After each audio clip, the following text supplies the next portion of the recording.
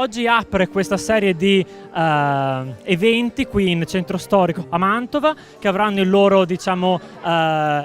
epicentro proprio qua, dove c'è il appunto negozio di Irma Guido Rossi, la corte dei Gonzaga. Oggi appunto il primo evento proprio per la Notte Bianca, in collaborazione anche con Confcommercio, e quindi questi figuranti, 16 figuranti che hanno insomma sfilato per il centro storico, nelle vie principali da Piazza Erbe e poi sfilato lungo tutte le altre vie. Fanno parte di una associazione che si chiama il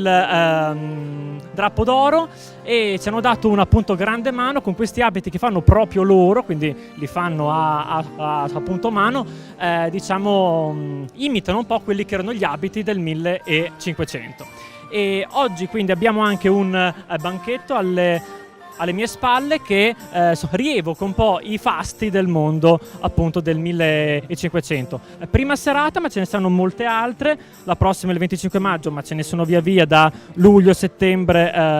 ottobre, e si alternano sia tra tour, quindi tour in centro storico, oppure delle vere e proprie cene a tema,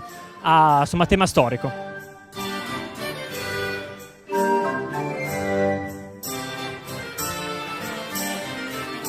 Questa sera abbiamo fatto la data zero di Rinascimento a tavola 2018, è un evento che ormai viene riproposto da 4 anni, è un modo nuovo, diverso, insolito di visitare la città di Mantova. Invece di essere in giro per le vie, lo facciamo a tavola, seduti a tavola comodamente con il cibo, gli abiti, le ceramiche, il galateo, le musiche.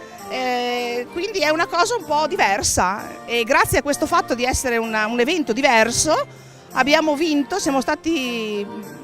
una menzione in Regione Lombardia nel 2017, che ci ha dato la possibilità di portare avanti questo discorso, insomma.